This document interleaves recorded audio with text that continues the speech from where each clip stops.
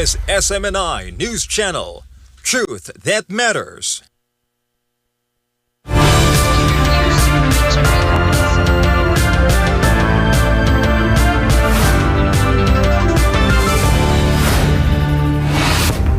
In the headlines, just before his high-stakes meeting with Vladimir Putin in Alaska, U.S. President Donald Trump is warning of very severe consequences if there's no ceasefire in Ukraine. He's also hinting at a possible second summit, one that could bring Ukraine's Volodymyr Zelensky to the table. A major shift from Berlin. Germany's chancellor says Ukraine is willing to discuss territorial issues with Russia, but only under strict conditions. The remarks come after President Zelensky stopped short of ruling out such talks while stressing Ukraine's constitutional red lines. In India, a nationwide day of resistance. Farmers, workers, and students are demanding their government to stand firm against U.S. tariff threats amid a tense trade standoff with Washington. In Ecuador, President Daniel Noboa takes his fight to the streets, leading a dramatic march to the Constitutional Court. The Ecuadorian president is protesting the suspension of key security laws, a move he says undermines public safety as crime surges in the country. Japan announces its largest ever cannabis seizure. Nearly a ton of dried marijuana discovered at Tokyo port in a shipment from Vietnam, kept in cardboard boxes. Water security on the global agenda. South Africa launches the Global Outlook Council on Water Investments under G20, aiming to draw more funding for critical infrastructure across Africa. Trade, tech diplomacy, and stronger ties with Taiwan. After 8 years, the Taiwan Expo returns to the Philippines with a goal of boosting bilateral trade to billions of dollars. In the sports world, the UFC heads to the White House for America's 250th birthday. And in Canada, Hamilton honors NBA superstar Shai Gilgeous-Alexander with the city's highest tribute. I'm Jayne Codnita. Newsline World starts now.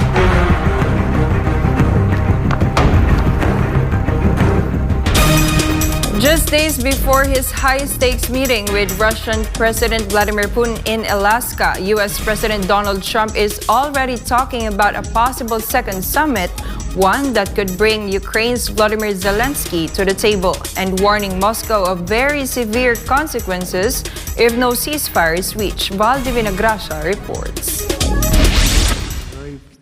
U.S. President Donald Trump says there's a very good chance he will hold a second meeting with Russian President Vladimir Putin, this time possibly involving Ukrainian leader Volodymyr Zelensky. Speaking at an event at the Kennedy Center in Washington, D.C., Trump said Friday's meeting with Putin in Anchorage, Alaska will focus on understanding, and I quote, where we are and what we are doing, end quote, in the ongoing war in Ukraine. The first is I'm going to find out where we are and what we're doing. If the first one goes okay, we'll have a quick second one. I would like to do it almost immediately, and we'll have a quick second meeting between President Putin and President Zelensky and myself if they'd like to have me there. Trump also warned there could be very severe consequences if Putin refuses to agree to the ceasefire.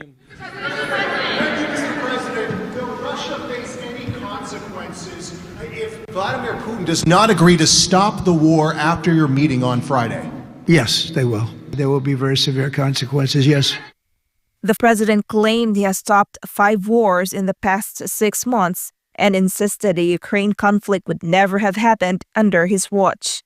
He says his priority now is saving lives on both sides. If we can save a lot of lives, it would be a great thing. Certain great things can be gained in the first. It's going to be a very important meeting. But it's setting the table for the second meeting. If the second meeting takes place, now there may be no second meeting, because if I feel that it's not appropriate to have it because I didn't get the answers that we have to have, then we're not going to have a second meeting. Trump also used the occasion to take aim at conditions in the U.S. Capitol, saying its appearance sends a message to the world about America's leadership. It's the same thing with the capital of the United States of America. If it's dirty and unsafe, it sets a bad tone for the rest of the world. So we're going to have this capital fixed up, safe, clean, and beautiful in a very short period of time. Putin and Trump are set to meet in Alaska on Friday, with Trump hinting a follow-up summit could happen almost immediately if the first round goes well. Reporting for Newsline World, this is Valdivina Gracia, SMNA News. U.S. President Donald Trump is aiming for a Ukraine ceasefire deal at his upcoming summit with Russia's Vladimir Putin, according to French President Emmanuel Macron. Franco Baranda reports. A recent video call brought together Trump, European leaders, EU officials, and Ukraine's Volodymyr Zelensky. Macron told reporters afterward that Trump indicated he wants to secure a ceasefire during his talks with Putin and that any territorial discussions involving Ukraine would happen with Kyiv at the table. He also stressed that Ukraine's allies, including the US, must continue supporting it until a permanent ceasefire is reached. Trump is also pushing for a trilateral meeting between himself, Putin, and Zelensky, possibly in Europe. The Alaska summit comes after Trump floated the idea of a land swap as a part of a peace deal, a proposal Zelensky has firmly rejected, citing Ukraine's constitution. German Chancellor Friedrich Merz said the leaders agreed to put more pressure on Putin if no progress is made. Russia, on the other hand, maintains it is open to a peaceful resolution but insists any agreement must address the roots of the conflict and acknowledge the current territorial realities. Moscow says it hopes the summit can mend strained relations and move forward on long-standing disputes. Trump has described the gathering as a feel-out meeting to see if the war can be settled. The Trump-Putin meet in Alaska will mark the first time Putin has set foot on America's soil since 2015. For God in my beloved Philippines, Franco Baranda, SMNI News.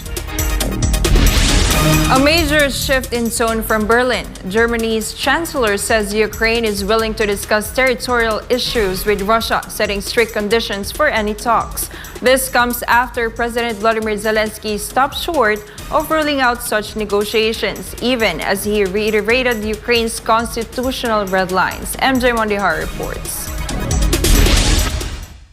At a joint press conference in Berlin, Ukrainian President Volodymyr Zelensky was asked if his stance had changed on exchanging territory, specifically Donbass, for a ceasefire. Zelensky avoided a direct no, instead pointing to Ukraine's constitution, which he said protects the nation's territorial integrity and requires the people's will in any decision. German Chancellor Friedrich Merz, however, said for the first time that Ukraine is prepared to discuss territorial issues with Moscow, but only under strict conditions. Those include robust security guarantees for Kyiv and a continued ability for Ukraine's forces to defend their sovereignty with long-term Western support. Merz offered no details on which countries might provide those guarantees or in what form, saying that would follow once a path to peace is opened. Press conference followed virtual talks between Merz, Zelensky, European leaders, and U.S. President Donald Trump earlier, ahead of Trump's summit with Vladimir Putin in Anchorage, Alaska. Russia says the meeting will be an opportunity to address all accumulated issues, including Ukraine, as diplomatic exchanges between Washington and Moscow continue after resuming earlier this year. For God of Philippines, MJ Mondihar, SMNI News. Nearly a ton of dried cannabis has been seized at Tokyo port after arriving from Vietnam, marking the biggest single drug confiscation ever recorded in Japan. 3 Vietnamese nationals have been taken into custody. More on this from Diana Flores. The massive haul was discovered hidden inside 200 cardboard boxes on a cargo ship that had sailed from Da Nang, Vietnam. Customs officers detected irregularities when the shipment arrived in Tokyo in June. Investigators then tracked the cargo to a location in the northern Kanto region, where it was intercepted. Authorities say the delivery was meant for a company based in Osaka. At nearly 1,000 kilograms, the seizure surpasses last year's total nationwide statewide cannabis confiscations of 452 kilograms. Officials suspect the case may be linked to a larger organized smuggling network. One of those arrested is a 51-year-old resident of Ibaraki Prefecture. Authorities say the case underscores the growing sophistication of drug trafficking methods and have pledged to intensify port inspections and work closely with overseas enforcement agencies to curb illegal imports. Diana Flores, your Global Citizen correspondent, reporting for Newsline World. India and Singapore are taking their partnership to the next level, agreeing to boost cooperation in trade, connectivity, and digital technology. The agreement came during the third India-Singapore Ministerial Roundtable in New Delhi. Joy Tabanao has more. Top ministers from both countries gathered in the Indian capital Wednesday for high-level talks. India's team included External Affairs Minister Subramaniam Jaishankar, Commerce Minister Piyush Goyal, Finance Minister Nirmala Sitharaman, and IT Minister Ashwini Vaishnaw. Singapore's six-member delegation was led by Deputy Prime Minister and Trade Minister Gan Kim Yong, joined by senior ministers overseeing national security, foreign affairs, digital development, manpower, and transport. The Ministerial Roundtable, first held in 2022, is designed to strengthen economic and strategic ties. Singapore is already one of India's biggest trade and investment partners in ASEAN, accounting for nearly 28% of India's trade with the bloc last year. India's imports from Singapore reached $21.3 billion, while exports stood at $13 billion. It is also the leading source of foreign direct investment, or FDI, into India, with nearly $175 billion in cumulative inflows over the past 25 years, representing about 24% of total FDI. Joy Tabanao, your citizen correspondent, reporting for Newsline World. Up next, in India, a nationwide day of resistance. Farmers, workers, and students are demanding their government to stand firm against U.S. tariff threats amid a tense trade standoff with Washington. And water security on the global agenda. South Africa launches the Global Outlook Council on Water Investments under G20, aiming to draw more funding for critical infrastructure across Africa. Newsline World will be back after the break.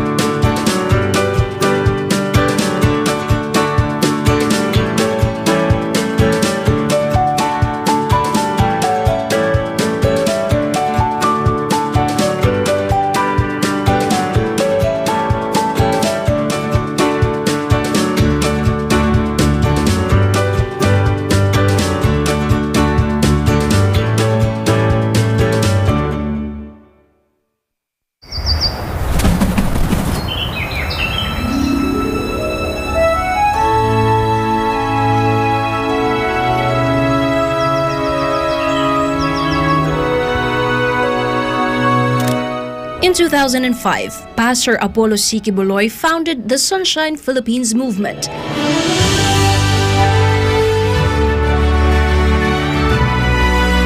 A mission rooted in love for nature and nation. It began as an environmental and humanitarian initiative to reforest Mount Apo, once barren, now a thriving and beautiful place. Through his initiative, thousands of trees have been planted across the Philippines, bringing life and hope to communities. His advocacy, One Tree, One Nation, is also a movement that calls for unity in preserving the environment. Because every tree planted is a step towards unity, healing, and a greater future.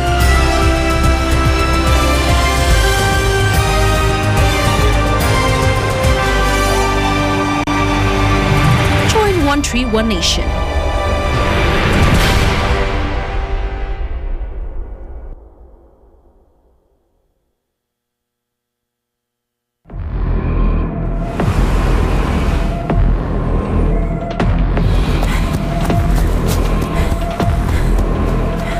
Hoy, magnanakaw! Tingin! Pulis ka! Hala, magnanakaw! Magnanakaw! Magnanakaw! Uy, magnanakaw! Magnanakaw! Magnanakaw! Ano kayang gagawin ko? Ipamimigay ko yung konti para tumigil sila sa pag-iingay. Pare, magnanakaw, namimigay ng pera. Ito ang sayo. Wow! Ang bait ng magnanakaw! Ito naman sayo. Kuya, yung Eto share ko! Huwag ka nang maingay. Eto pa. Tama na yan. Nakikipalato lang kayo eh. Huwag nang maingay.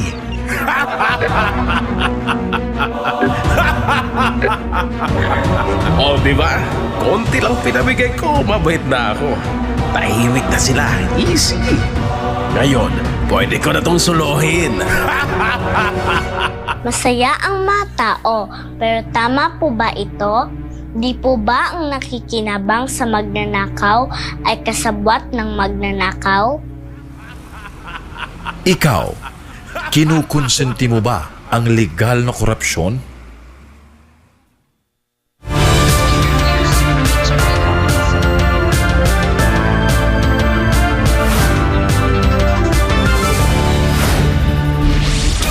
Across India, anger is spilling off the streets of farmers and are taking streets demanding that they're pushed back as U.S.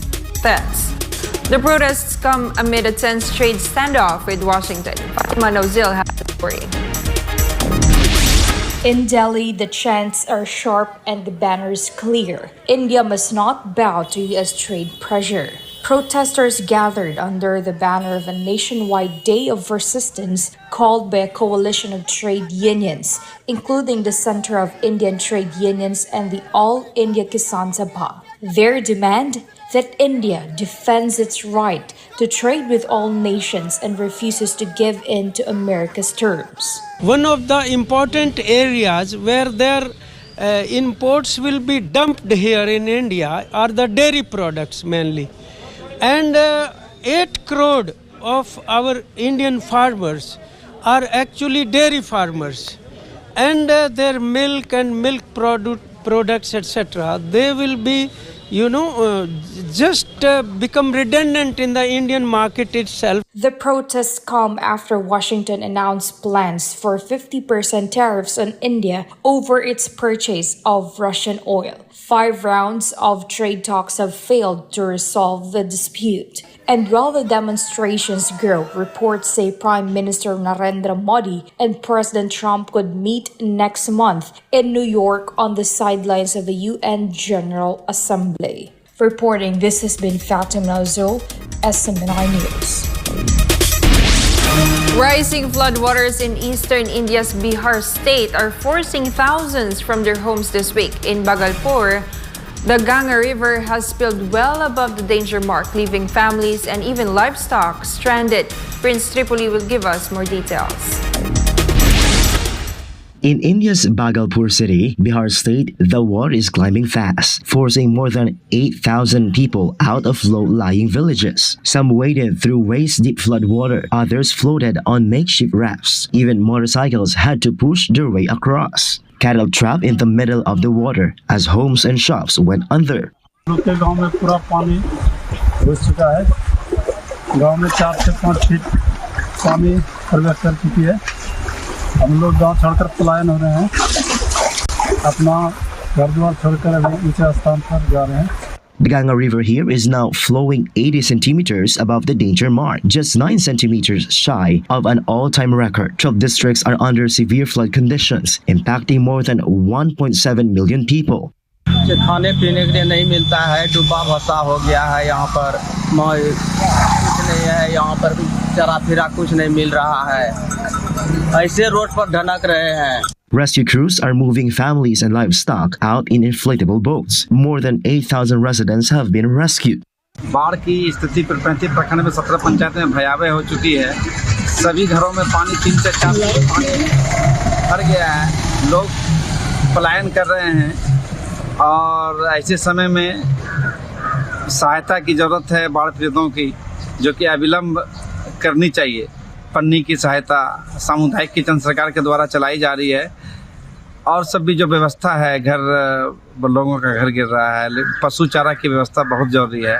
Medical team की ज़रूरत है जो दीरा में जाए और बाढ़ पीड़ितों का सेवा करे। Heavy rains upstream in neighboring Nepal are pushing river levels even higher, keeping Bihar's flood alerts in place, but leaving rescue teams bracing for more evacuations. Reporting for Newsline World, this has been Prince Tripoli, your citizen correspondent. In Brazil, President Luiz Inácio Lula da Silva is firing back at steep new U.S. tariffs, rolling out billions in relief for industries caught in the crossfire and rallying global allies to push back. Here's my report. Speaking at the presidential palace in Brasilia, Lula signed the Provisional Measure Sovereign Brazil, a plan worth about 30 billion reais or $6 billion in credit lines for companies hit by tariffs of up to 50% since August 6th. It also extends tax suspensions, eases export credit rules, and changes government buying policies. Agora, a única coisa que nós precisamos exigir é que a soberania nossa é intocável. Ninguém dê palpite nas coisas que nós temos que fazer. Lula added that Brazil should focus on future opportunities rather than dwelling on losses. The president disclosed ongoing talks with leaders of other nations facing similar U.S. trade measures, including India, China, Russia, and members of the European Union, with the aim of coordinating a collective response. He accused Washington of undermining global trade rules and pointed out Brazil's commerce with BRICS partners now exceeds U.S. trade. However, Lula reaffirmed willingness to engage in negotiations provided national sovereignty is respected. The tariffs followed a national emergency declaration by U.S. President Donald Trump, who alleged that Brazil's policies posed a threat to U.S. security, foreign policy, and economic interests, and accused the Brazilian government of politically targeting ex-President Jair Bolsonaro.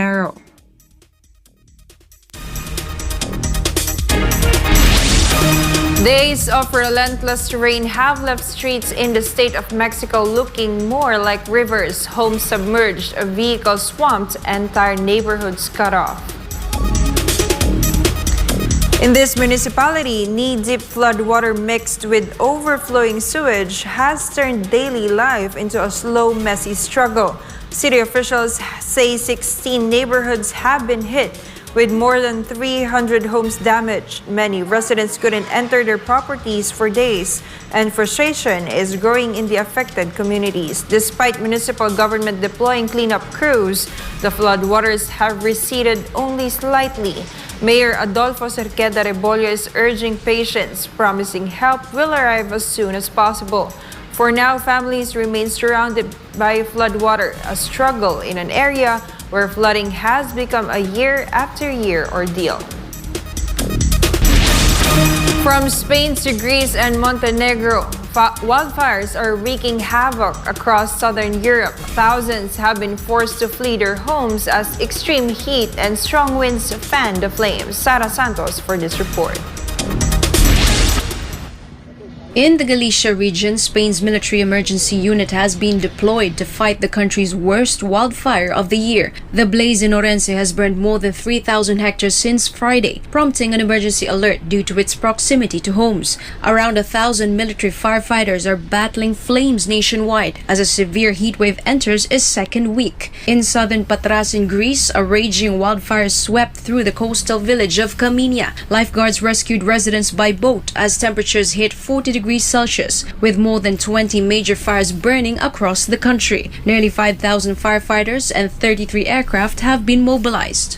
Meanwhile, in Cucci, Montenegro, fires that were thought to be under control reignited overnight, threatening nearby villages. The defense ministry says one soldier was killed and another seriously injured while battling the flames. Across the region, tens of thousands of residents have been evacuated, with officials warning the danger isn't over as the heat wave continues. Reporting, Sara Santos, SMNI News.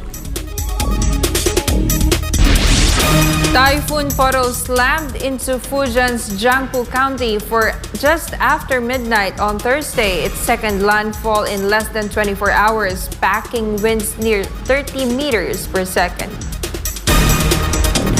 The storm first tore through Taiwan's Taitung County Wednesday before sweeping into southern China, drenching Guangdong, Guangxi, Hunan, and Guizhou with pounding rain and fierce gusts. In Xiamen, wind speeds hit near 30 meters per second, flooding streets with more than 50 millimeters of rain in a day. Power outages followed as over 660 emergency workers scrambled to restore service. Farther south in Xixi City, seaside attractions were shut down and more than 7,200 people were evacuated to safety before the storm struck. South Africa is putting water security high on the global agenda. President Cyril Ramaphosa has launched the Global Outlook Council on Water Investments under the country's G20 presidency, unveiling the plan at the Africa Water Investment Summit in Cape Town. Justine Nazario for the details. The new council expands on the African Union's 2021 Africa Water Investment Program, this time aiming to pull in more international and regional funding for critical water infrastructure across the continent. We are bringing Africa and international partners together and calling on investors to heed the call to invest in water. A high-level governing body made up of national leaders will steer the initiative, tracking progress, aligning investment strategies, and pushing for climate-resilient water solutions. By putting water at the center of investment talks, South Africa hopes to boost the continent's role in shaping the global development agenda and ensure a more secure water future for all. Justine Nazario, your citizen correspondent, reporting for Newsline World. After 8 years, the Taiwan Expo is making a grand comeback to the Philippines, bringing cutting-edge technology, innovative products, and renewed momentum for stronger economic and cultural ties between Taiwan and the country. This report from Jason Rubrico. The Taiwan International Trade Administration and the Taiwan External Trade Development Council are gearing up for the return of the Taiwan Expo to the Philippines. The 3-day event will run from the 17th to the 19th of September this year at the SMX Convention Center in Pasay City. Organizers say the comeback is a strategic move, with the Philippines ranked among the fastest growing markets in ASEAN, driven by a population of over 100 million. The reason for returning to Philippines because we still keep watching the Philippine market is booming, especially in the South ASEAN region area. Philippines is a growing country. In terms of the population, I think now it's the second largest, just a little bit behind Indonesia. Already more than 100 million population. So this is the market we cannot ignore and forget. The expo will feature more than 140 Taiwanese companies showcasing innovative products under 5 major themes: agritech and aquatech, smart technologies, health and wellness, green and sustainability, and intelligent style. The event aims to open more opportunities for business partnerships between the two countries. In view of this Taiwan Expo event, we hope can get more Taiwan company to display, showcase their suitable items in Philippines. And from Philippines side, we hope can get more Philippine enterprise buyers to find suitable Taiwan items and make useful and important cooperation to improve both sides, industry and economic. This is what we expect. Among the highlights are Taiwan's advanced agricultural and aquaculture technologies designed to improve production and quality in the agriculture and fisheries sector. Wang noted that Taiwan and the Philippines share similar challenges such as climate change and strong typhoons, making collaboration in these industries vital. Currently, Taiwan-Philippines bilateral trade stands at more than $5 billion. Taitra hopes that with the return of the expo, the figure will bounce back to its former $7 billion level or even higher. Taiwan and Philippines bilateral trade more than $5 billion usually. It's up and down sometimes due to the economic situation and so many this international circumstance. But after this 2023 and 24, there's a big, we can say like not big improvement. So this time we come to make this Taiwan Expo. We hope can come back to like as usual, $7 billion like before and even more. Organizers are confident that the comeback of the Taiwan Expo will not only boost trade but also strengthen cooperation and mutual understanding between the two nations in business, culture, and the future of both economies. For God and my beloved Philippines, I am Jason Rubrico, SMNI News.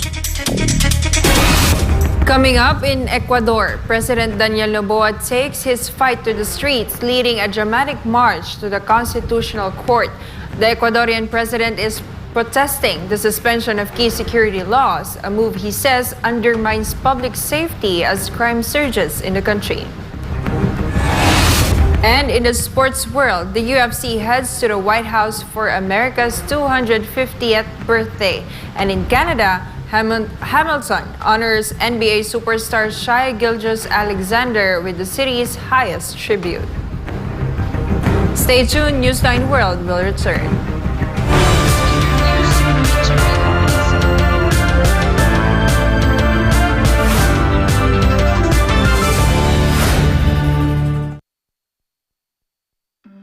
Matunog ngayon ang salitang impeachment sa Pilipinas dahil sa nakambang impeachment trial kay Vice President Sara Duterte.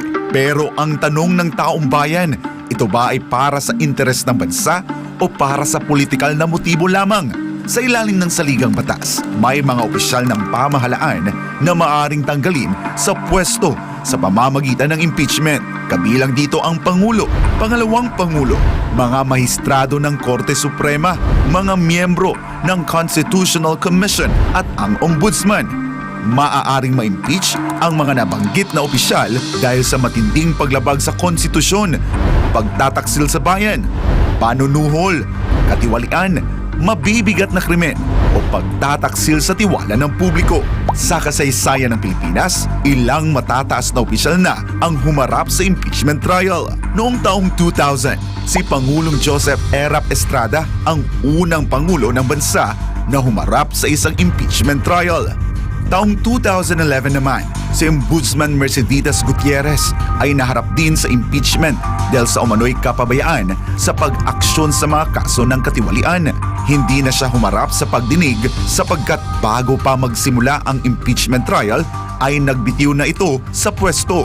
Noong 2012, si Chief Justice Renato Corona ay napatalsik naman mula sa Korte Suprema sa unang pagkakataon na impeach ang isang Chief Justice matapos mapatunayang hindi niya idineklara ang kanyang Statement of Assets, Liabilities, and Net Worth o SALN ng buo.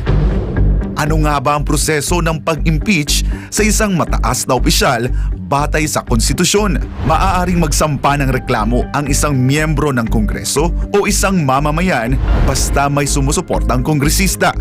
Kapag 1/3 ng mga miyembro ng Kamara ang sumang-ayon, tuloy na agad ang proseso ng impeachment sa Senado. Sa sandaling maaprubahan ito ng House of Representatives, binubuo na ang Articles of Impeachment, isang dokumento na naglalaman ng mga aligasyon o batayan para sa impeachment. Pero tandaan, walang impeachment proceedings na maaaring isampa laban sa parehong opisyal ng higit sa 1 beses sa loob ng 1 taon. Ang Senado naman ang magsisilbing impeachment court kapag ang Pangulo ang nililitis, ang punong mahistrado ang namumuno ngunit hindi bumoboto. 2/3 ng mga senador ang kailangan para hatulan ang opisyal. Anong parusa? Pagkakatanggal sa pwesto at diskwalipikasyon na makabalik sa gobyerno. Ang impeachment ay hindi simpleng usapin sa politika. Isa itong seryosong proseso na maaaring makapekto sa kinabukasan ng bansa. Kaya sa panahong puno ng ingay at intriga, kinakailangan nating maging mapanuri, patas at maging makabayan. Bantayan natin ang katotohanan, pumanig tayo sa hustisya at higit sa lahat, unahin natin ang interes ng sambayanang Pilipino.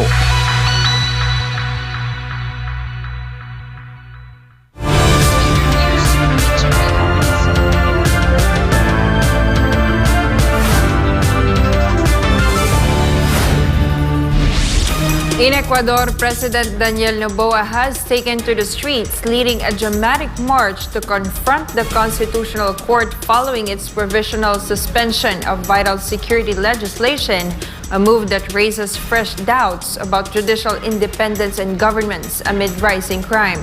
This report from Jayne Codnita. Carrying a megaphone and flanked by supporters waving Ecuadorian flags, President Daniel Noboa marched to Quito's Constitutional Court on Tuesday, an unprecedented show of protest after the court halted parts of 3 newly enacted security laws deemed essential by his administration. The provisional suspension affects provisions like immunity for security forces, mandatory telecom data sharing, and revised bank regulations. Footage captures Noboa and his supporters approaching the court with large banners bearing judges' photos labeled, "These are the judges who are stealing our peace." Protesters chanted corrupt judges to prison, while police maintained order around the court grounds. The court swiftly condemned the tactic, warned the public showcase of judges' identities not only endangers their safety but also undermines the separation of powers. Public hearings to evaluate the constitutionality of the suspended laws are set to begin next week. Noboa maintains the measures are central to combating organized gangs. Critics accuse him of pressurizing the judiciary and threatening democratic norms. A United Nations justice official echoed those concerns, urging authorities to protect judicial autonomy. As public hearings approach, Ecuador braces for a showdown between security-driven reforms and judicial safeguards, testing the resilience of its democratic institutions. For God and my beloved Philippines, this has been Jayne Codnita, SMNA News. Along Taiwan's southern coast, the Army has carried out its first live-fire test of the advanced TOW-2B anti-armor missile as part of its annual Tianma exercise in the southern county of Pingtung. M1167 Humvees lined the shoreline, launching multiple missiles toward maritime targets roughly 2,000 meters offshore. Army officials say 27 of the U.S.-made TOW-2B missiles were fired, all reportedly hitting their marks, along with nearly 100 of the earlier TOW-2A variant. The exercise tested the TOW-2B's extended range of more than 4.5 kilometers, as well as its ability to destroy armored vehicles, fortified positions, and vessels in amphibious operations. Military leaders say this year's drills provide a crucial assessment of Taiwan's ability to counter threats approaching from the sea. Commuting on Metro Manila's train lines is about to get faster, easier, and far less of a hassle, especially for students, senior citizens, and persons with disabilities, thanks to new measures rolled out by the Department of Transportation. Jason Rubrico has more on this. Transportation Secretary Vince Dizon says commuters entitled to the 50% discounts, students, seniors, and persons with disabilities or PWDs no longer need to fill out forms at LRT1, LRT2, and MRT3. Showing a valid ID is now enough to claim the fare cut. Seniors, PWDs, and students in all the lines, LRT1, 2, and MRT3, wala nang kailangang fill upan. Papakita lang nila yung kanilang mga ID, senior citizen, PWD, at student ID, at dire-diretso na sila. So napakalaking ginawa nito para sa mga beneficiaries natin ng discounts, no? The transport chief added that the Department of Transportation, or DOTR, will work with the Commission on Audit to digitize the process of gathering passenger information for discounted fares. Dizon also announced that personalized student beep cards will be available starting September, in line with the President's push to make student travel faster and more convenient. With a student beep card, students can skip long queues to get their 50% discount on all train lines. The card will bear the student's name and will be valid for 1 year. One time. I-renew mo lang yan after every school year. Meaning, after 1 year, hindi nagagana ito. Kailangan mong bumalik at kailangan mong ipakita ulit yung iyong valid student ID for the next year para makakuha ka ulit ng panibagong student beep card. For senior citizens and PWDs, white beep cards with automatic 50% discounts will also be available. Starting September, these can be printed and issued instantly at ticket counters, unlike the previous 5 to 7 day waiting period. To meet demand, an additional 300,000 regular beep cards will be distributed to passengers next week. Sinimulan na namin mag-deliver ng beep card sa tatlong linya, LRT1, LRT2, and MRT3. So makukumpleto namin ng 300,000 pieces within the week. We expect normal na ang beep card distribution. So walang shortage. Dapat by next week, wala na tayong shortage ng beep cards. The transport chief also warned syndicates hoarding beep cards and reselling them above the suggested retail price, saying the DOTR is coordinating with the National Police to crack down on such illegal activities. Winawarningan ko na sila. Kung sino man ang mga ginagamit nitong mga sindikatong to, pasensyahan tayo kasi pag kayo nahuli, kulong kayo. Kulong kayo immediately. The DOTR will also work with online selling platforms to shut down groups involved in the unauthorized sale of beep cards. For God and my beloved Philippines, I am Jason Trubrico, SMNI News. In a major step to reinforce judicial independence, the Supreme Court is now fully in control of its own budget. President Bongbong Marcos Jr. signed a landmark law yesterday aimed at strengthening the country's justice system. Jayne Sancho for this report. Chief Justice Alexander Gesmundo and Supreme Court's Associate Justices welcomed the signing of Republic Act No. 12233, also known as the Judiciary Fiscal Autonomy Act, on August 14, 2025. The law gives the judiciary full authority to manage its own funds, reinforcing its role as an independent and co-equal branch of government. Under the new law, the Supreme Court can submit its original budget proposal directly to Congress as part of the National Expenditure Program, prepared by the Department of Budget and Management, or DBM. The legislation also ensures that the judiciary monthly cash requirements, equivalent to 1/12 of its total budget, will be automatically released by the DBM without the need for extra approvals. Finally, the law strengthens the Supreme Court's power to address staffing shortages, requiring the DBM to act within 120 days on requests for newly created positions through the Notice of Organization, Staffing, and Compensation Action, or NOSCA. With these measures in place, the judiciary can now focus on its core mission, delivering justice efficiently and independently. Reporting for Newsline World, this has been Jayne Sancho, SMNI News.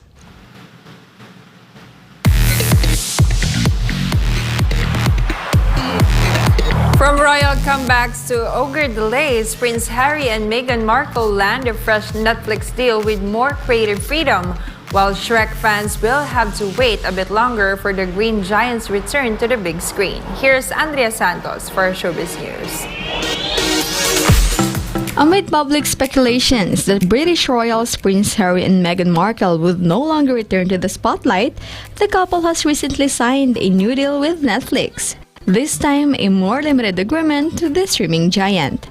In 2020, they first signed a multi-year exclusive deal with Netflix under their production company, Archwell Productions, which is set to expire in September 2025. The deal was reportedly worth $100 million. That agreement aimed to share their projects and documentaries with a global audience. Some of their notable titles including Harry and Meghan, Live to Lead, Heart of Invictus, Polo, and the Lifestyle series with Love Meghan. Now under a first look deal, Netflix gets first dibs on future projects while the couple gains more creative freedom. Meghan says she's excited with plans to feature her as ever lifestyle brand. Big news from the swamp. Shrek and the gang are making us wait a little longer. Universal Pictures and DreamWorks Animation have pushed back the release of Shrek 5 to June 30, 2027. The move gives the ogres big comeback some breathing room, avoiding a clash with Spider-Man Beyond the Spider-Verse, originally both set for summer 2026. The Shrek franchise first hit theaters in 2001, winning over audiences with its fairy tale twists, heartwarming themes, and cheeky humor for kids and grown-ups alike. This time, the voices behind the magic are back. Mike Myers as Shrek, Cameron Diaz as Fiona, Eddie Murphy as Donkey, plus Zendaya joining as their daughter, Felicia. So, will the wait be worth it? Fans will have to hang tight, but with this cast, it's looking like a happily ever after worth waiting for. And that's our latest international showbiz news. This is Alisa Torres, your citizen correspondent, bringing you the latest showbuzz.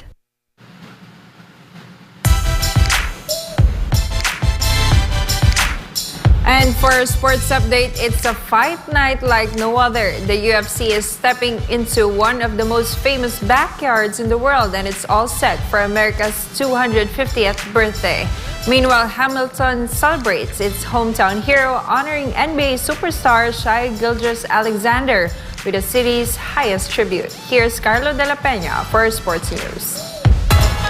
Dana White has confirmed a 4th of July fight card in 2026 on the South Lawn, part of the celebration for the nation's 250th birthday.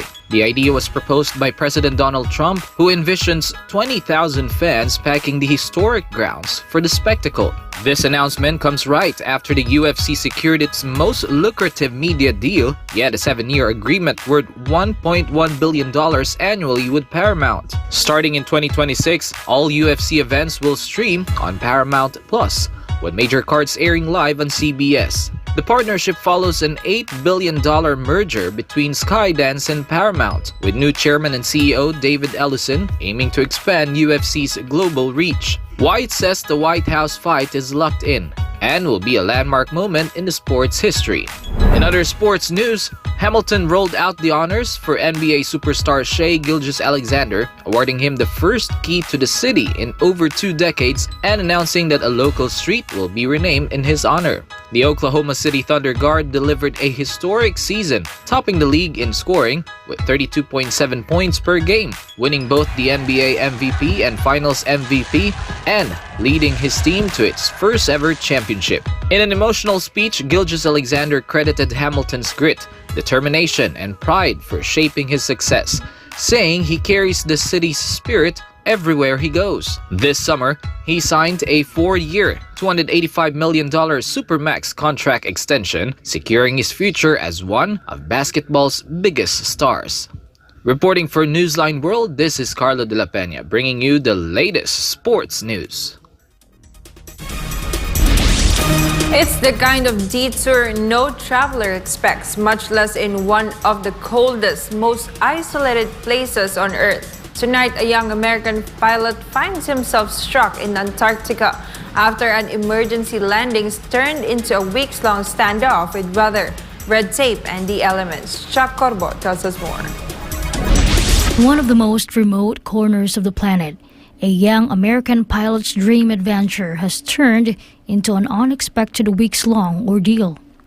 20-year-old Ethan Guo, an influencer and aviation enthusiast, has been stranded on King George Island in Antarctica since June 28. His trouble began after Chilean authorities accused him of landing his small Cessna at a military base without permission. Guo insists it wasn't a daredevil stunt. He says an emergency forced him down. His navigational instruments failed. Ice built up on the aircraft, and he lost contact with air traffic control. A Chilean court has now dropped the case on the condition that Guo donates $30,000 to children's cancer charity and stays out of the country for 3 years. But while he's free to go, the weather isn't cooperating. Officials say his plane is missing key safety gear, may not have enough fuel, and can't safely cross the rough Drake Passage right now. Guo insists the Cessna is already fueled for the trip. For now, he's making the Chilean Air Force barracks his temporary home, waiting for the all clear to leave the icy island. From the looks of his social media, Guo is still keeping his spirits high, even as his Antarctic layover stretches on. Reporting for Newsline World, Cha Corbo, SMNI News.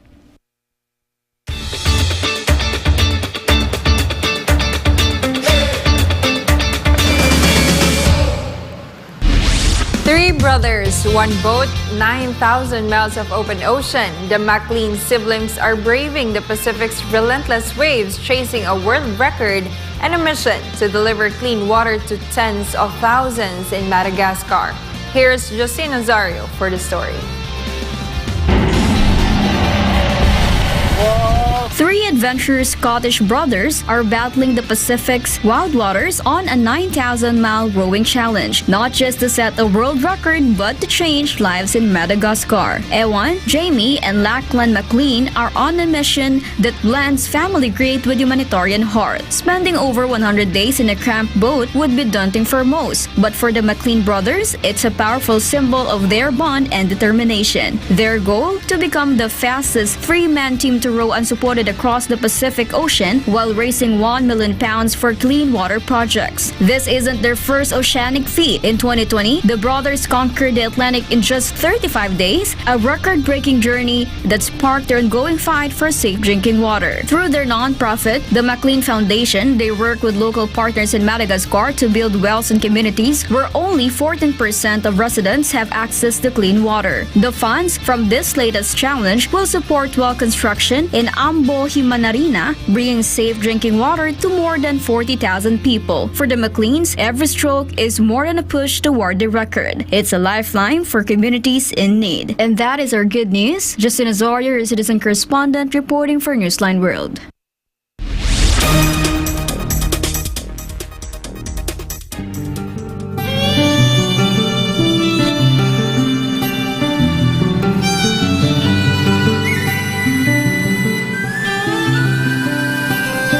Whatever is right, that is where we should always side with.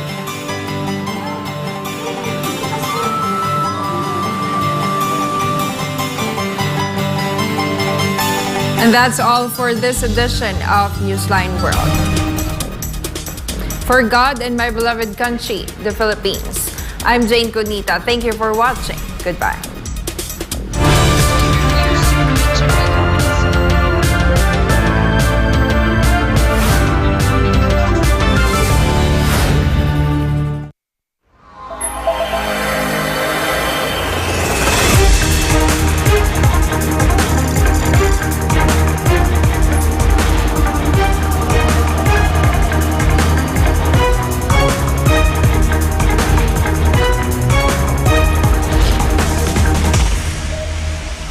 This is SMNI News Channel. Truth that matters.